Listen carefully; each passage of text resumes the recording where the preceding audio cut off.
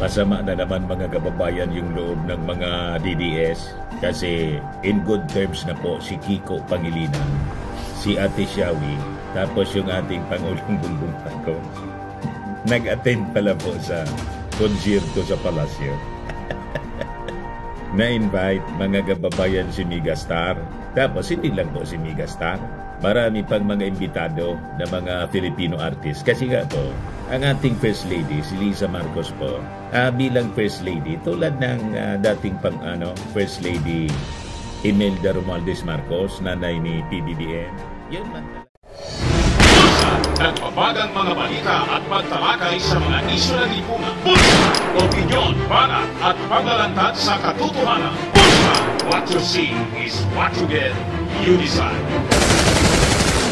Talaga po ang parte sa mga trabaho, i-promote yung ating mga Filipino artist, pati mga pelikulang Filipino at mga awit. Di ba? O ngayon, nagpa-konsyerto sa palasyo, umuusok na naman po yung mga DDS. Inggit na inggit sila mga kababayan kung bakit daw yung mga dilawan nakipagkasundo na sa ating Pangulong Bongbong. Ganun talaga po. Paano ganyan ang natura ng ating Pangulo? Walang masamang tinapay mga kababayan sa ating Pangulong Bongbong at kay First Lady Lisa Marcos. Kahit nga po si Sara Duterte na pinagbantaan na yung buhay niya, si Lisa Marcos at si Martin Romualdez. Si Sara Duterte, sabi niya, we have reached a point of no return. Pero sabi ng ating Pangulong Bongbong, never say never di ba? Ganyan mga kababayan ng ating Pangulo. O ngayon, ito yung ikinakainis nila.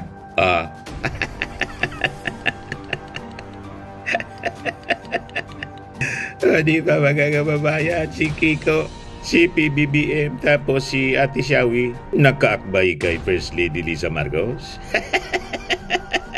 Ito yung report mga kababayan ng PTV4. Sabi dyan, tingnan ibinahagi ni Megastar Sharon Cuneta sa kanyang social media page ang larawan kasama sina Pangulong Ferdinand Romualdez Marcos Jr., First Lady Lisa Araneta Marcos at asawang si dating Senator Kiko Pangilinan. Sabi mga kababayan ni Ate Shawi, when we arrived tonight, I got the warmest hug from FL, from the First Lady, like no time had passed. And then, of course, the warmest, biggest hug from the President with some side kwento, just like old times, saad ng Megastar. This is Ate Shawi mga kababayan, kinakapatid ni President Bongbong Marcos. Kasi po, magkumpare yung tatay ni Shawi, si Mayor Cuneta, si dating Mayor Cuneta, magkumpare mga kababayan ng tatay ng ating Pangulong Bongbong Marcos, dating President Ferdinand Idrili Marcos. Mga Marcos supporters po sila dati, nalason lang ng mga dilawan. Lalo na nang masawi yung puso, mga kababayan ni Ate Showbiz ka na niya, Mr. Marami.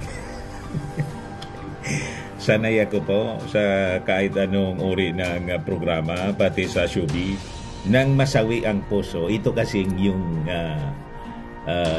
gigil na gigil ako rito sa aking look-alike, si Gabi. Ayun, pinaglaruan ang puso ni Ate Shawi. Nagsamantala naman si Kiko, sumingit. Nag-take advantage mga kababayan sa kasawian ng puso, sumingit si Kiko. The rest is history. Di ba po? Pero ngayon po, despite ng matinding labanan noong last presidential and vice presidential elections 2022, tingnan ninyo mga kababayan, after na manalo yung ating Pangulo, inalimutan na nila ang politika. Politika lang yan po. Tapos, yung ka-unity, siya na ngayon ang mapanlait.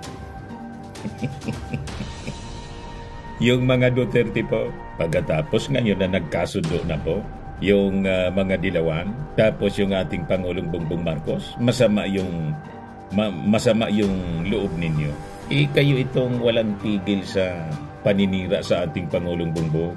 Di ba? O, tingnan ninyo ngayon, nainggit kayo.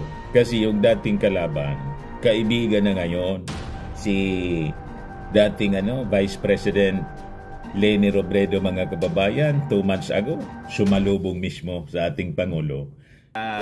Click subscribe muna dito sa ating YouTube channel and hit the notification bell para lagi po kayong updated sa mga kaganapan dito sa ating bansa. Like and share na rin po ninyo ang ating video. At huwag na rin po ninyo na skip yung ating mga commercial ads para tuloy-tuloy lang ang pag-unlad ng Bagong Pilipinas. Sa mga nagana po ng malinis and spacious fitness gym, pumunta lang po kayo sa aming Colossal Fitness Gym. We also offer Grab Car Rental with our brand new 2023 model ng Toyota Innova. We also accept booking for those who are planning to travel via PAL, Cebu Pacific, and other airline companies, local and international, and bills payment for Meralco Bills, Aleco Bills, PLDT, etc. Ang Colossal Fitness Gym is located at 3rd floor Security Bank Building, Lanco Business Park, Legazpi City, Albay. For inquiries, look for Jilon Maravillas, contact number 0966-802-0949. Yan po yung aming Innova. Lagi na pong matao sa amin.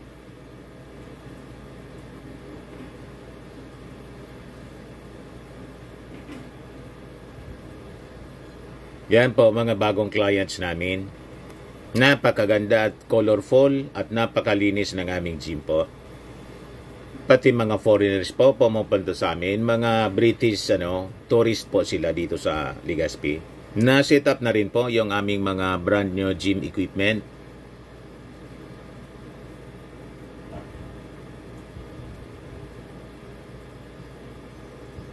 May treadmill na rin po kami. Ito naman po yung bago naming product na binibenta online.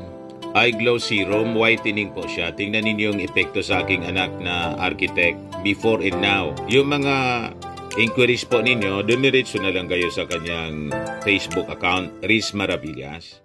Ito naman po, Firmax Firming and Lifting Cream. Pinapahid po sa mga pulses and affected area. Mainam po sa paninigas na mga kaso-kasuan. Ito naman po, Automax Radiant Serum. Sa mukha naman yung application, anti-aging po siya. You will look 10 years younger than your age. Sa mga cancer patients naman po, baka lang gusto ninyo itong itry. Neng siya red mixed fruit drink. Hindi mo po siya gamot, food supplement siya. Kaya lang, gawa siya mga kababayan sa goji berry. Yung goji berry may anti-cancer properties.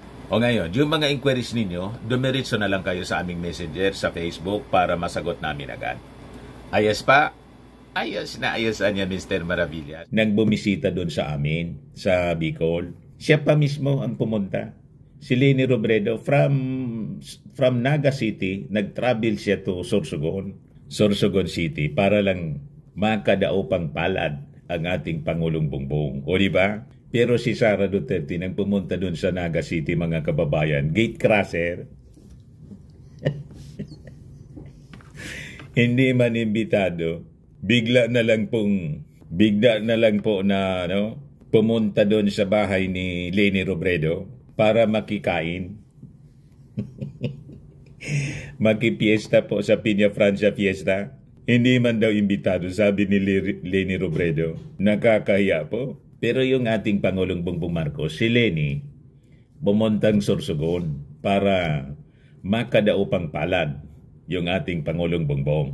O, di ba? At ngayon si Kiko Pangilinan, mga kababayan. Tingnan niyo naman ang ngiti ng mag-asawa. Oh, di ba si Kiko? Yan sabi dyan, kasama si Sharon Cuneta sa ilang bituin at personalidad na nakiisa sa konsyerto sa palasyo para sa pelikulang Pilipino na inisyatiba ng pamalaan bilang pagsuporta sa world-class Filipino films.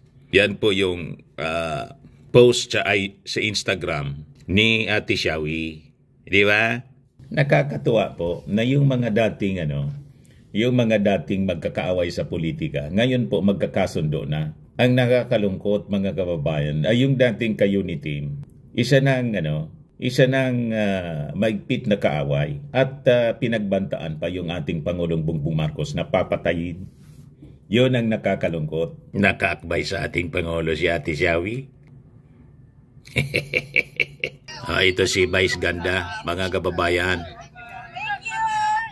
Na-appreciate namin ito. Malaking tulong ito, sabi niya. Konsyerto sa palasyo. Ako madami po yung oras natin para makalakad tayo. Pero sa ngayon, na-appreciate namin ito. Malaking tulong ito. Lalo pa talagang naghihingalo ang pelikulang Pilipino. Ano mang tulong ay ma-appreciate namin lahat. Di ba? Yan sabi po ni Vice Ganda. Tuwang-tuwa siya sa konsyerto sa palasyo kasi pumunta din siya kahapon, mga kababayan. Gabi, na-appreciate namin ito. Malaking tulong ito, sabi ni Vice Ganda. Star of MMF 2024 entry after attending the konsyerto sa palasyo para sa pelikulang Pilipino. Sabi dito sa balita ng PTV4, President Ferdinand Marcos Jr. and First Lady Lisa Marcos led the event which aims to honor and promote Filipino movies for their contribution to the country's art and culture.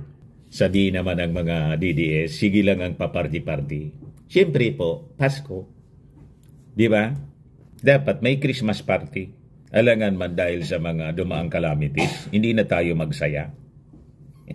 Postpone yung Pasko. Pero una na mga kababayan, sinabi ng ating Pangulong Bongbong na simple lang po ang okasyon ng Pasko natin. Ito, mga artista, hindi man po magarbo yung pag-hold ng konsyerto sa palasyo. Only that, ginawa po ito sa Palasyo Malacanang, Pangalawa na to, mga kababayan, kasi yung unang konsyerto sa palasyo, na-invite kami ni Mrs.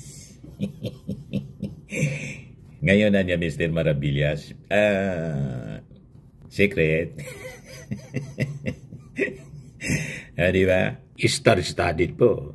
Pinagkakaguluhan yun ng ating Pangulong Bongbong. Sa Palace Grounds po ito, mga kababayan. Last year, yung nagkonsyerto doon, si Martin Nievera. Di ba nakakatuwa, mga kababayan? Ito pa yung statement naman ni actress Gladys Reyes. So natutuwa siya sa strong commitment to Philippine film industry ng ating Pangulong Bongbong. Pakinggan po natin yung kanyang sinabi. Mga MMFF in the past, pero doble po yung kaligayahan na malaman namin na mayroong ganitong event sa palasyo sa pangunguna nga po ng ating Pangulo. Kaya maraming salamat. Sabi dyan, All-Star at Malacanang konsyerto para sa pelikulang Pilipino. Big names from the showbiz industry gathered at Malacanang Palace. Kagabi po, the event highlights the government support for the value of art in Filipino culture, celebrating the significance of Philippine cinema and its role in shaping the nation's identity. This initiative underscores the administration's commitment to promoting and preserving local artistry, providing a platform for stars and filmmakers to showcase their craft. Si Lopez mismo, nandyan si Lopez ng ABS-CBN. Yan, mga kababayan, yung mga big names. Di ba? Pati si Maricel Soriano, si Chanda Romero nandun din. Ito nakalimutan ko yung pangalan nito. Si Christopher De Leon nandun din. Si Terzo Cruz, mga kababayan. Tapos si Butch Anson Roa. Yung iba hindi ko na masyado kilala to. Si Christine Reyes pa. Pagsama-sama ang lahat sa industriya. At excited ako kasi napakarami magagandang ngayong MMFF. May DDS nga palang nakapasok Pati si Robin Padilla nandun. Siguro, naniktik. Yan lang po, mga kababayan, yung ating short video ngayon. Ako po si Dante Maravillas. Bye-bye po. God bless. Merry Christmas po in advance.